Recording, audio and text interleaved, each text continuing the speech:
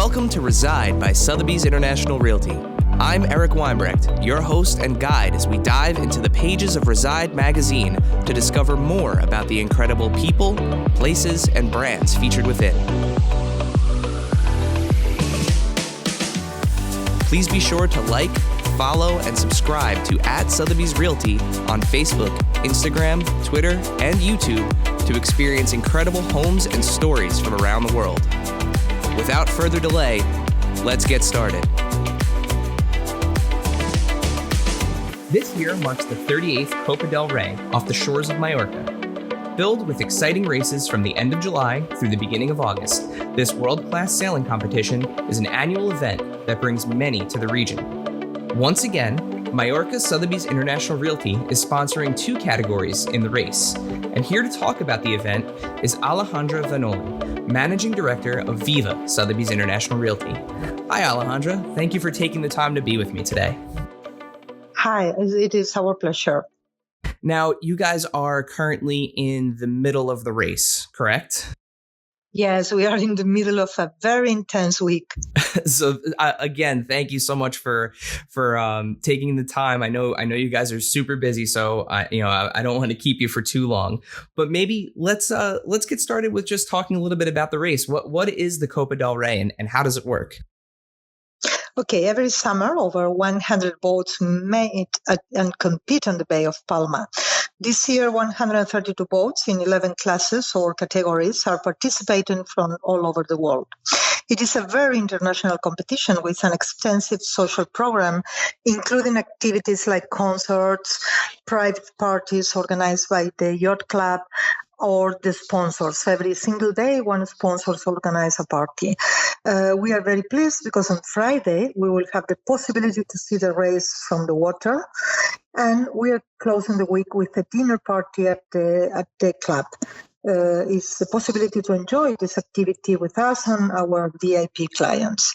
Traditionally, and it's something that I want to remark, is the King of Spain participates in the regatta. This year, also the King of Norway is joining the race, and they both compete in the same class, Club Swan 50. Wow, so it's a royal event then, huh? Absolutely. That is the name. Copa del Rey, means Cup of the King, King Cup. Oh, okay. So, I mean, aside from the parties that you guys are throwing and the events that you're hosting within the race itself, what else? How else is Majorca Sotheby's International Realty involved in the race? We are every single day there with all our team. We have a booth there to attend our clients. We have a VIP place in the restaurant to have the chance that all of us invite people for a lovely lunch and to see from there how the boats are coming back from the regatta after the competition day. And we can share this time with the crews and change impressions, and then enjoy with very relaxed at sunset with drinks and music. That sounds lovely, and it sounds like one very special way to enjoy the race, right? Exactly, it is. At the end, is a very, very good way to promote our brand, to promote not only Majorca Sotheby's International Realty, promote Sotheby's International Realty, what means, as a brand, and give us a possibility like affiliates to be a solid position in our market. So I know that the Copa del Rey is Spain's most highly regarded sailing competition, and I know that it's a very international event. But what does the race really mean for the region? Oh, it's incredible. The impact. Properties with a view of the race is being involved in these competitions enables us not to only offer properties, but a complete coastal lifestyle. Then it means for the region in terms of society, about economics impact for the society, because 1,400 regattists are attending. That means going to restaurants, renting properties, spend money in town. That is very, very important for the economical way of life of the island. Really, last year, the University of Mallorca did a research study, measurement the impact for the society and for the region, and was something around 25 millions in total. It's approximately 2.2 million euros a day. Wow, yeah, that is some swell. So, I mean, I'm sure the region prepares for a high impact of tourism and and that economic swell for this time of the year, right? Exactly. So you also mentioned that this race is much more than a race. It's it's kind of this huge event that surrounds the whole thing. For the people that maybe next year, after listening to this podcast, they're thinking, I'm going to head to Mallorca for the next Copa del Rey. What else should they keep in mind for when they come to visit? What else should they be doing? Okay, I think that Mallorca offers many possibilities to the tourist or the people that is interested in visiting, because it's not only beaches in fantastic island, really fantastic spots and sightseeing places, but means great art galleries, museums, restaurants, concerts. Really, this is very good in cultural activity as well. And of course, we can remark nightlife, with parties, with disco. There's many things that can attract foreigners to visit us, and we are more than welcome to receive all of you that wants to attend next year. Well, listen, I know you guys are super busy with the race, and I pulled you away from everything that you're doing to be here and talk to me today. So I don't want to take up any more of your time. Thank you so much for joining me today and for letting us all in on what's going on with the race. Okay, thank you very much, really, for the opportunity for us to explain what we are doing here in this part of the world. And we are happy to continue, inform you, and participate in all of you. Excellent. Good luck with the rest of the race. Okay, thank you. Bye-bye.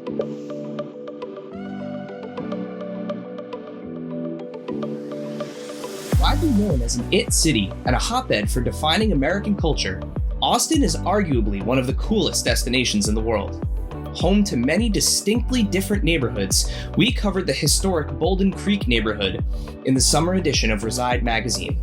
Here to tell us more about it and more about what's going on in Austin proper is Carl Shurr, Global Real Estate Advisor from Kuper, Sotheby's International Realty's downtown office. Hi, Carl. Hi, Eric. Thanks for having me. No problem. Thank you for joining us and taking time out of your day to be here. Happy to be here. Happy to help. So before we dive into the article and we dive into the Bolden Creek neighborhood, tell us a little bit about what the market is like in Austin right now. Well, the market in Austin is really strong. Each year, it just continues to, I think, surprise people and continue to grow. The number of people relocating to Austin, that trend seems to continue with 100 to 150 people a day. And that's been going on for some time now. And it's leading to a really strong real estate market. Demand is high and supply is trying to keep up. Now, in terms of relocation, do you have any data, like where are people coming from? It's a wide mixture. A lot of local people think that it's all coming from the West Coast, and we do get a fair amount of new residents from the West Coast, but it's really very diverse. A lot of new residents coming from other parts of Texas. That's actually the bulk of it.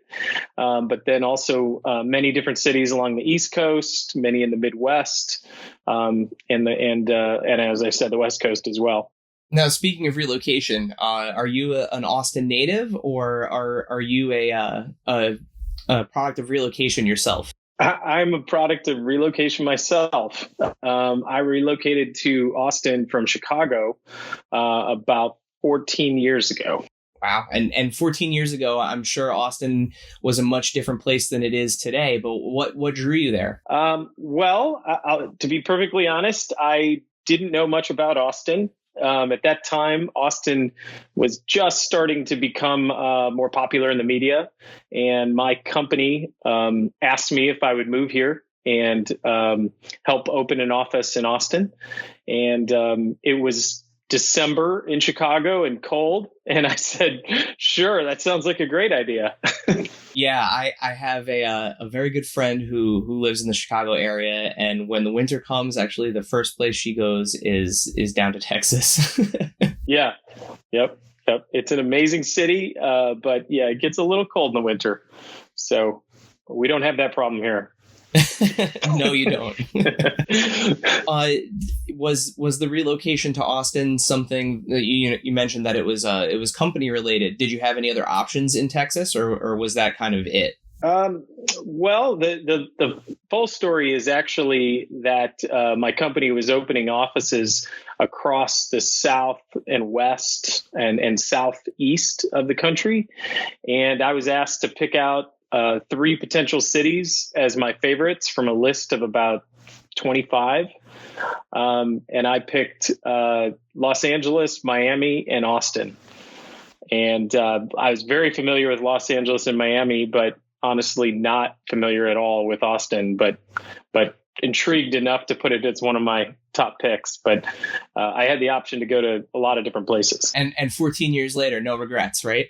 No, not at all. I think, especially given that I transitioned from finance into real estate, it's been the right place to be, so to speak.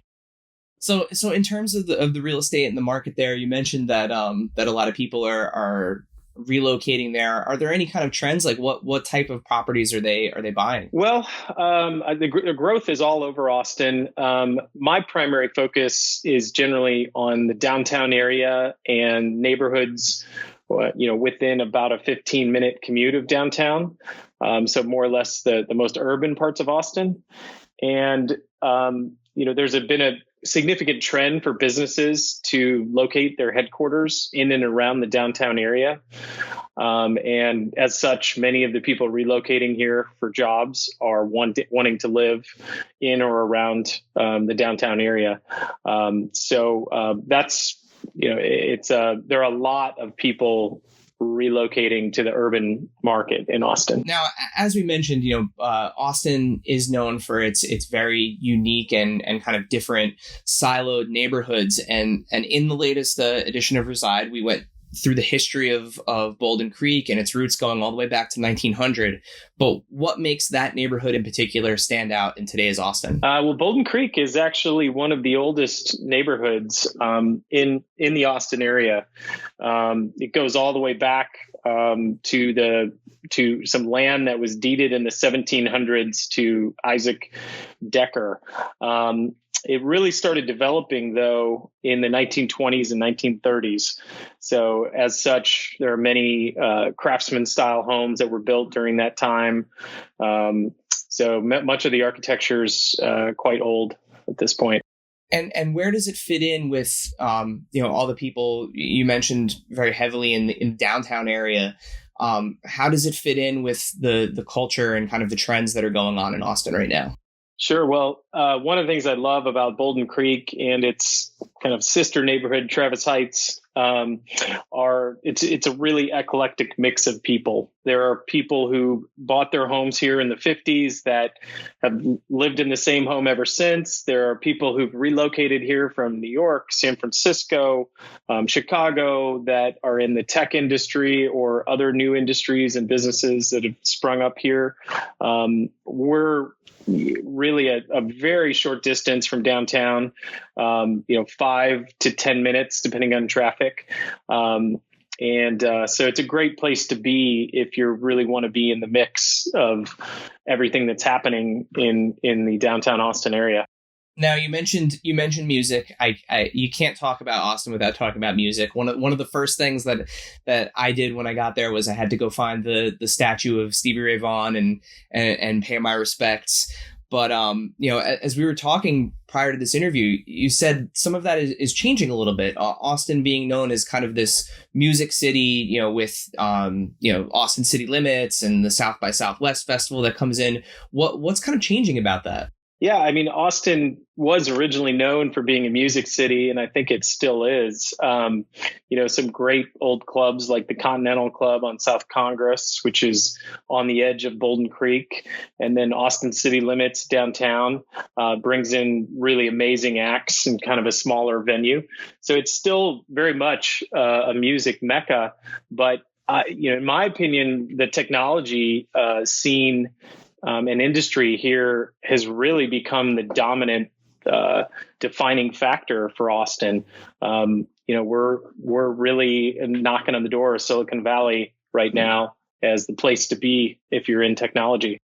I know part of South by Southwest is heavily tech influenced now. It's become almost as like the third leg on a tripod for that festival, right? Oh yeah. Well, I mean, I think I actually read a story about South by Southwest that was saying that the technology aspect of it has really become the dominant factor. More people come to see the technology speakers and products than do music by far. Yeah, I know our charitable partner, News Story, they were a part of South by Southwest a couple of years ago, and they debuted their 3D printer that is able to print homes. Wow. The brand partnered with them a few years ago, and they build homes in areas that were affected by natural disaster. We've actually, the Sotheby's International Realty brand has actually funded entire towns in Mexico, and they're starting to roll out this. It's a 3D printer that 3D prints with cement, and they debuted it at South by Southwest by literally building a home there. Wow, I did not know that. That's amazing. So who's in town? What are some of the big businesses that are kind of taking responsibility for shaping the technology industry there? The biggest players in technology in Austin, Dell is still number one, and they're actually based in Round Rock. But Apple, Amazon, Facebook, Google, NXP are all of some of the other big players. And then, of course, many smaller companies are supporting those larger companies. And the list is endless in that group. Very cool. Yeah, I always forget that Apple has a I believe they base their Apple Care support out of Austin. Come to think of it, I think that's where that part of their business is headquartered. I think you're correct, and I can tell you this: just about every month of this year so far, the Austin Business Journal has reported that Google, Apple, or Facebook have either leased or bought a new office building in Austin. So they're all significantly expanding, and Amazon, I forgot to mention, significantly expanding the number of employees and operations they have in Austin. Wow, that is definitely some significant growth. Yes. So we've talked about the neighborhoods. We've talked about the music venues, the booming technology scene. Is there anything else that's coming to Austin that you're really excited about? Our first professional sports team is coming soon. Professional soccer is going to start in Austin. So that's pretty exciting. I'm a big sports fan, and I'm looking for some other teams to come as well at some point, since we're now I believe the 10th or 11th largest city in the country. But soccer is going to be the first to arrive. Awesome. Are they getting is there a stadium that's being built, or is there already a stadium that they can use? Yes, there's a stadium being built in North Central Austin. So that's underway, and I believe tickets and private suites are being sold already. Wow. Well, that's something to look forward to. I'm also a big sports fan. I'm actually a New York Red Bulls season ticket holder here in New Jersey. So I look forward to more MLS action. That's awesome. Yeah, me too. Well, Carl, thank you so much for taking the time to be with me today and to take us through, one of my favorite cities in the country and one that's close to my heart. I absolutely love Austin, and I hope that everyone listening takes some time to check it out. Absolutely, and to also look me up when they're in town. Definitely. Okay. Well, thank you, Eric. Don't forget to subscribe to the Reside by Sotheby's International Realty podcast on Apple Podcasts, Spotify, Stitcher, or wherever you listen. If you're craving more Reside, visit sotheby'srealty.com/reside for more from this and previous issues of the magazine. Until next time.